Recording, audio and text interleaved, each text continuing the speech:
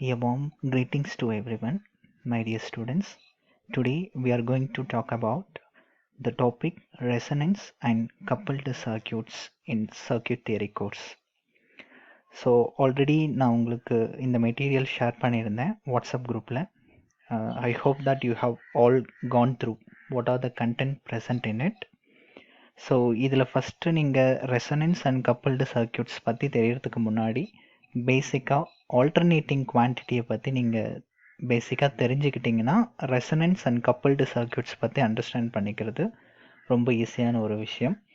Already கிளாஸஸ்லேயும் சரி, last 4th chapter பார்த்தீங்கன்னா 3 face சர்க்கியூட்ஸில் நீங்கள் ஒரு ஆல்டர்னேட்டிங் குவான்டிட்டி அப்படின்னா எப்படி இருக்குன்னு பார்த்துருப்பீங்க. அது வந்து 3 ஃபேஸ் சர்க்கியூட்டில் பார்த்தோம். அதில் நீங்கள் ஒரு ஃபேஸ் எடுத்து நீங்கள் கிராஃபிக்கலாக ரெப்ரசன்ட் பண்ணீங்க அப்படின்னா இந்த மாதிரி தான் ஒரு வேவ் ஃபார்ம் கிடைக்கும். ஸோ இந்த வேவில் நான் நிறையா டெர்மினாலஜிஸை வந்து டிஃபைன் பண்ணலாம். ஜஸ்ட் லைக் எப்படின்னு பார்த்தீங்கன்னா இன்ஸ்டன்டேனியஸ் வேல்யூ, அதே மாதிரி இந்த இடத்துல பாருங்கள் time period T. So T அப்படிங்கிற குவான்டிட்டி தெரிஞ்சது அப்படின்னா, ஒரு பேராமீட்டர் தெரிஞ்சதுன்னா almost I can calculate what is the frequency of this particular wave form அப்படிங்கிறது தெரியும். அதே மாதிரி ஏ மேக்ஸ்ன்னு இருக்கு இல்லைங்களா, இந்த இடம் வந்து இதோட பீக் வேல்யூ மேக்ஸிமம் வேல்யூவை குறிக்கும். இது பாசிட்டிவ் பீக் வேல்யூ, இது வந்து நெகட்டிவ் பீக் வேல்யூ. ஸோ எப்படி நம்ம இந்த 3 ஃபேஸ் சர்க்கியூட்ஸில் இந்த வேவ் ஃபார்மில் இந்த குவான்டிட்டிஸை பார்த்தோமோ அந்த ஃபண்டமெண்டல் விஷயத்த இந்த சாப்டரை நீங்கள் பார்க்கும்போதும் கொஞ்சம் ரீகலெக்ட் பண்ணிக்கணும். ஸோ அதில் பார்த்தீங்கன்னா ஒரு ஏசி குவான்டிட்டி அப்படிங்கிறது ஆல்வேஸ் உங்களுக்கு தெரிஞ்ச மாதிரி தான் it is time varying in nature. அந்த மாதிரி இருக்கக்கூடிய ஒரு விஷயத்தை தான் நம்ம ஆல்டர்னேட்டிங் குவான்டிட்டி அல்லது ஆல்டர்னேட்டிங் கரண்ட் குவான்டிட்டி அப்படின்னு நம்ம சொல்லுவோம். பட் இதுவே நீங்கள் டிசி எடுத்துக்கிட்டீங்க அப்படின்னா டெஃபினட்டாக இது இன்வேரியண்ட்டாக இருக்கும். With respect to the time always magnitude எப்படி இருக்கும்னா கான்ஸ்டண்ட்டாக இருக்கும். பட் அதுவே நீங்கள் ஒரு ஆல்டர்னேட்டிங் குவான்டிட்டி எடுத்துக்கிட்டிங்க அப்படின்னா ஒவ்வொரு இன்ஸ்டன்ட்லேயும், இப்போ ஃபார் எக்ஸாம்பிள் 0ங்கிற இன்ஸ்டன்ட்டில் பார்த்தீங்க அப்படின்னா ஸோ இதோட மேக்னிடியூட் 0 தான். பட் அதுவே π/2ங்கிற இன்ஸ்டன்ட்டில் நான் எடுத்து பார்த்தேன் அப்படின்னா இந்த ஆல்டர்னேட்டிங் குவான்டிட்டியோட வேல்யூஸ் வந்து மேக்ஸிமம். அதே மாதிரி 180ல் நான் கான்சன்ட்ரேட் பண்ணேன்னா என்னோட வேல்யூ 0. அதே மாதிரி 360ல் இல்லைனா 2π அப்படிங்கிற ரேடியன்ஸ் பீரியடில் பார்த்தாலும் என்னோட வேல்யூ 0. ஸோ இந்த மாதிரி நீங்கள் ஒவ்வொரு டைம் இன்ஸ்டன்ட், பிகாஸ் நீங்கள் இங்கே எடுத்துக்கிற எக்ஸ் ஆக்சஸ் வந்து டைம் குவான்டிட்டி தான். இதை நீங்கள் டைம் குவான்டிட்டியாகவும் சொல்லலாம், இல்லது இந்த ஆங்குலர் டைம் பீரியட் அப்படின்னு சொல்லுவாங்க, இந்த ஒமேகா டி. ஸோ அதை பேஸ் பண்ணியும் இங்கே நீங்கள் தெரிஞ்சுக்கக்கூடிய விஷயம் இருக்குது. ஸோ இன்ஸ்டன்டேனியஸ் வேல்யூ அப்படிங்கிறது என்னென்னா, ஒரு பர்டிகுலர் இன்ஸ்டண்ட்டில் நீங்கள் கண்டுபிடிக்கக்கூடிய வேல்யூஸ் தான் நம்ம இன்ஸ்டன்டேனியஸ் வேல்யூன்னு சொல்லுவோம். ஸோ இந்த ரெப்ரசன்டேஷன் உங்களுக்கு தெரிஞ்சது தான், ஈவன் +2ல் கூட நம்ம படிச்சிருப்பீங்க. V is equal to Vm sin omega t அப்படின்னு படிக்கிறீங்க இல்லையா. ஸோ அதை இங்கே E is equal to Em sin theta, where theta is equal to omega t, அவ்வளோதான். அதே மாதிரி தான் I is equal to Im sin omega tன்னு படிச்சிருப்பீங்க. அது இந்த இடத்துல I is equal to Im sin theta அப்படின்னு.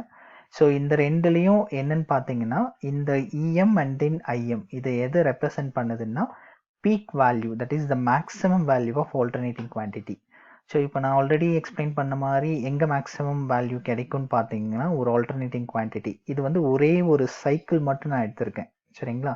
இதில் 0லேருந்து இந்த 180 டிகிரி அல்லது பை பீரியட் வரைக்கும் இருக்கிறது பாசிட்டிவ் ஆஃப் சைக்கிள். இதே 180லேருந்து இந்த 360 வரைக்கும் இருக்கிறது நெகட்டிவ் ஆஃப் சைக்கிள். ஸோ அப்போ இந்த பாசிட்டிவ் அண்ட் ஆஸ் வெல் இந்த நெகட்டிவ், இந்த 2 சைக்கிள் கம்ப்ளீட் பண்ணுறதுக்கு எவ்வளோ டைம் பீரியட் எடுத்துக்குது அப்படிங்கிறத நான் என்னென்னு டிஃபைன் பண்ணலான்னா த டோட்டல் டைம் பீரியட் அப்படின்னு நான் சொல்லலாம்.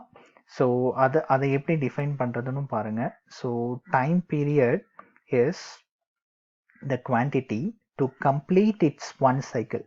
So how much time it is taken by an alternating quantity to complete the whole one cycle. So நார்மலாக சைக்கிள் அப்படின்னா என்ன அப்படின்னு பார்த்தீங்கன்னா இப்போ நான் சொன்ன மாதிரி தான், இந்த ஆல்டர்னேட்டிங் குவான்டிட்டியில் இருக்கக்கூடிய இந்த பாசிட்டிவ் சைக்கிளும் இந்த நெகட்டிவ் சைக்கிள் இது ரெண்டும் சேர்ந்து கம்ப்ளீட் பண்ணக்கூடியது தான் ஹோல் ஒன் சைக்கிள் அப்படின்னு நம்ம சொல்கிறோம். ஸோ அதுதான் இங்கே டெஃபினிஷனாக சொல்லியிருக்கிறது. So each repetition of a set of positive and negative instantaneous value of alternating quantity is known as a cycle.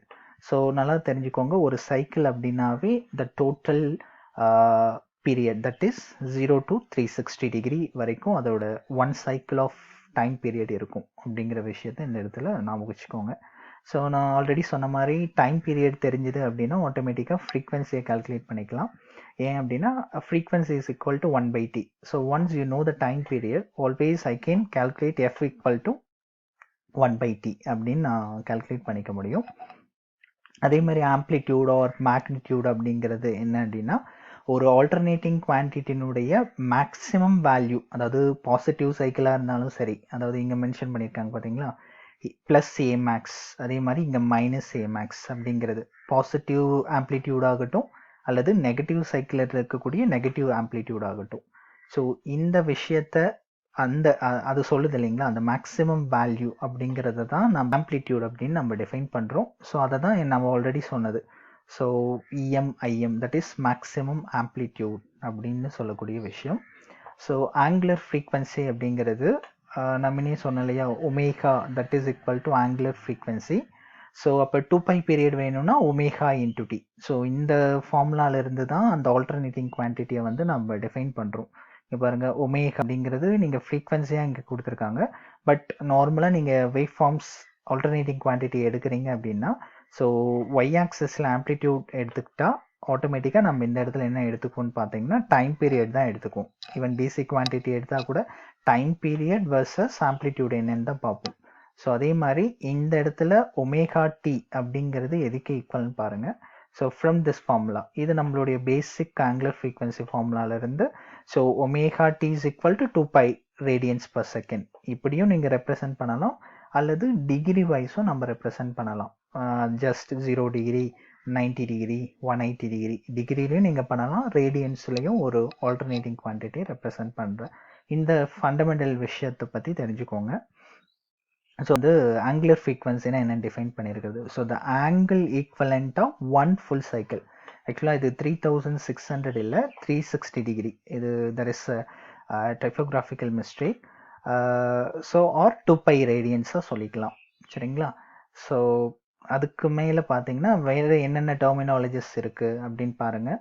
So நான் ஆல்ரெடி சொல்லியிருக்கேன், நீங்கள் ஒரு ப்ராப்ளம் ஒரு சர்க்யூட் தியரியில் இருக்குது, இல்லை எலக்ட்ரிக் சர்க்யூட்டை நீங்கள் அனலைஸ் பண்ணுறீங்கன்னா, அதே மாதிரி நீங்கள் லெபார்ட்டரியில் செய்யக்கூடிய செஞ்சு நீங்கள் ரீட் பண்ணக்கூடிய எல்லா வேல்யூஸுமே எதுக்கு ஈக்குவலாக இருக்கும் அப்படின்னு பார்த்தீங்கன்னா இந்த ரூட் மீன் ஸ்கொயர் வேல்யூக்கு ஈக்குவல். அதாவது நம்ம எடுக்கிற எல்லா வேல்யூமே என்ன வேல்யூஸ்ன்னு நான் சொல்லியிருக்கேன்னா ஆர்எம்எஸ் வேல்யூ நான் சொல்லியிருக்கேன் இல்லைங்களா. ஸோ இந்த ஆர்எம்எஸ் வேல்யூ அப்படின்னா என்னங்கிறது தான் இங்கே டெஃபினிஷனாக கொடுத்துருக்கு. ஐ திங்க் இந்த டெஃபினேஷன் பற்றி நான் கிளாஸ் எடுக்கும்போது சொல்லியிருக்கேன், ஈவன் 3rd சாப்டர் எடுக்கும்போது சொன்னேன்னு நினைக்கிறேன். I just recollect the idea by looking at this definition. என்ன அப்படின்னா, இப்போ ஒரு காம்பனண்ட் இருக்குது, ஒரு எலிமெண்ட் இருக்குன்னு வச்சுக்கலாம், ரெசிஸ்டிவ் எலிமெண்ட் இருக்குது. இப்போ அதுக்கு வந்து நீங்கள் ஒரு ஆல்டர்னேட்டிங் கரண்ட்டை பாஸ் பண்ணுறீங்க. அந்த ஆல்டர்னேட்டிங் கரண்ட் இப்போ ரெசிஸ்டன்ட்னாவே நார்மலாக என்ன பண்ணும், ஹீட்டிங் எஃபெக்டை கொடுக்கக்கூடியது தான் ரெசிஸ்டிவ் எலிமெண்ட்.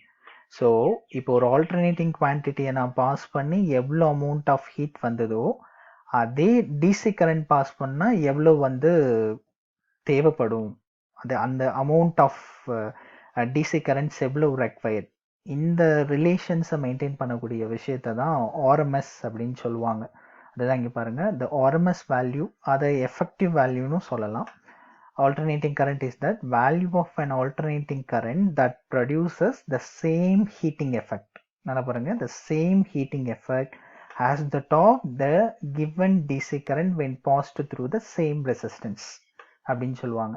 அதாவது ஒரு டிசி கரண்ட்டை நீங்கள் கொடுத்து அந்த ரெசிஸ்டிவ் எலிமெண்ட் என்ன அளவுக்கு ஹீட்டிங் எஃபெக்டை கொடுத்ததோ அதே ஹீட்டிங் எஃபெக்ட் வர்றதுக்கு நீங்கள் ஒரு ஆல்டர்னேட்டிங் குவான்டிட்டி கரண்ட்டு எவ்வளோ பாஸ் பண்ணணும்னு சொல்லக்கூடிய விஷயம்தான் இந்த root mean square value or effective வேல்யூன்னு சொல்லுவாங்க. நார்மலாக இதை மேத்தமெட்டிக்கலாக இப்படி தான் ரெப்ரசன்ட் பண்ணுவோம். VRMS is equal to Vm/√2 or IRMS is equal to Im/√2. I think இந்த எக்ஸ்பிரஷன்ஸ் எல்லாமே உங்களுக்கு ஆல்ரெடி தெரிஞ்ச விஷயந்தான். ஸோ இதை வந்து நீங்கள் ஜஸ்ட் ரீகலெக்ட் பண்ணிக்கோங்க. அதே மாதிரி ஆல்டர்னேட்டிங் குவான்டிட்டின்னு வந்துருச்சுனாவே உங்களுக்கு தெரியும், பேசிக் ஸ்கேலார் வெக்டார்லாம் படிச்சிருப்பீங்க. So alternating quantity is always vector quantity. So அப்போ அதுக்கு மேக்னிடியூடும் இருக்கும், டைரக்ஷன் இருக்கும். ஸோ அப்போ டைரக்ஷன் பேஸ் பண்ணி நம்ம ஒரு விஷயத்தை ரெப்ரசன்ட் பண்ணும் பொழுது இந்த ஃபேஸர் ரெப்ரசன்டேஷன் அப்படிங்கிற ஒரு விஷயம் ஆல்டர்னேட்டிங் குவான்டிட்டிக்குள்ள வந்துடும், பிக்சருக்குள்ள வந்துடும். ஸோ இது பாருங்க, உங்களே சொல்லியிருக்காங்க, it's a very similar to vector representation. இதில் நம்ம எப்படி வெக்டார் ரெப்ரசன்டேஷன் நீங்கள் பண்ணுறீங்களோ அதே மாதிரி தான் ஃபேஸர் ரெப்ரசன்டேஷன். பட் ஆனால் இதில் ஒரு இம்பார்ட்டன்ட் விஷயம் என்னென்னா, the length of the phasor indicates magnitude of alternating quantity. அதாவது இப்போ நீங்கள் ஒரு ஆரோ மார்க் போடுறீங்க அப்படின்னா அந்த ஆரோ மார்க்கோடைய லென்த் அப்படிங்கிற விஷயம் வந்து அதோடைய மேக்னிடியூடை தான் இண்டிகேட் பண்ணுது. ஜஸ்ட் ஃபார் எக்ஸாம்பிள், ஏதாவது ஒரு ஃபேஸர் ரெப்ரசன்டேஷன் பார்க்கலாம். இப்போ பாருங்கள், இது ஒரு ஃபேஸர் ரெப்ரசன்டேஷன் தான். இப்போ இந்த ஜீரோலாம் ஆரம்பித்து ஆரோ மார்க் பாருங்கள் இங்கே வரைக்கும் போட்டிருக்காங்கன்னா அப்போ இந்த ரெசிஸ்டிவ் எலிமெண்ட்டினுடைய வோல்டேஜினுடைய இந்த லென்த் என்னத்தை காட்டுது அப்படின்னா மேக்னிடியூடை தான் ரெப்ரசன்ட் பண்ணுது. அதுதான் இது. ஸோ நம்ம ஆரோ மார்க் போடுறோம் அப்படிங்கிறதுக்காக என்ன பண்ணக்கூடாது அப்படின்னா, இப்போ 0 பாயிண்டில் ஸ்டார்ட் பண்ணி இப்போ இந்த லென்த் வரைக்கும் நீங்கள் ஆரோ மார்க் போடக்கூடாது. ஸோ அது போட்டிங்க அப்படின்னா இட் டஸ் மீன் தட் அது வந்து எக்ஸாக்டான மேக்னிடியூடை நீங்கள் நோட் பண்ணலை அப்படிங்கிறது மீனிங் ஆகிடும். ஸோ அதனால தான் ஃபேஸர் ரெப்ரசன்டேஷன் நீங்கள் பண்ணும் பொழுது கேர்ஃபுல்லாக மானிட்டர் பண்ணக்கூடிய விஷயந்தான் அந்த பாயிண்ட்ஸில் இங்கே இண்டிகேட் பண்ணி சொல்லியிருக்கேன். அதை ஜஸ்ட் லுக் அவுட் பண்ணிக்கோங்க. அதே மாதிரி அது ஆரோ எந்த இதில் போட்டிருக்கீங்களோ அது அதனுடைய டைரக்ஷன்ஸை வந்து இண்டிகேட் பண்ணி சொல்லும். ஸோ ஆல்ரெடி நீங்கள் 3 ஃபேஸ் சர்க்கியூட்ஸில் ஃபேஸர் ரெப்ரசன்டேஷன் போட்டிருக்கோம், நமக்கு இருக்குங்களா? Just I will show you. இப்போ இதில் நீங்கள் பார்த்தீங்கன்னா பாருங்கள், இது ஒரு ஃபேஸர் ரெப்ரசன்டேஷன் தான். ஸோ நம்ம அப்போ 3 ஃபேஸ்க்கு பண்ணும் பொழுது ஒவ்வொரு ஃபேஸ்க்கு எடுத்திருப்போம். இப்போ இது வந்து ஆர் ஃபேஸ் வோல்டேஜ், இது ஒய் ஃபேஸ் வோல்டேஜ், இது வந்து பி ஃபேஸ் வோல்டேஜ்.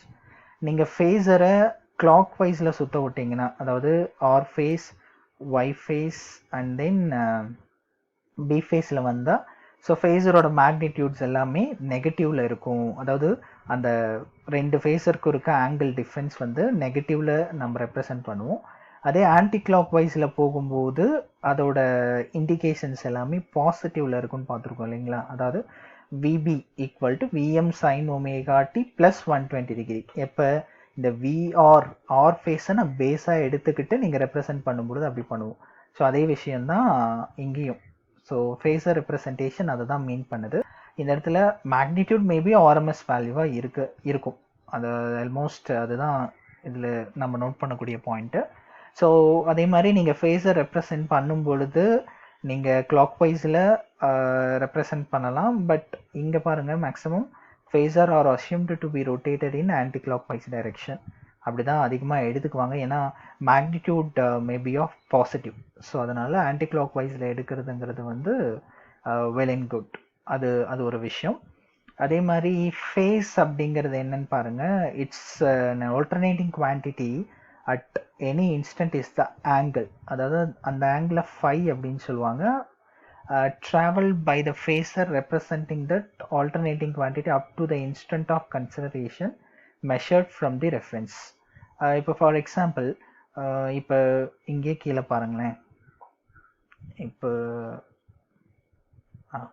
பாருங்கள், இப்போ இங்கே விஆர் அப்படிங்கிற ஒரு ஃபேஸர் இருக்குது, இங்கே வந்து விஎஸ் அப்படிங்கிற ஒரு ஃபேஸர் ரெப்ரசன்டேஷன் இருக்குது.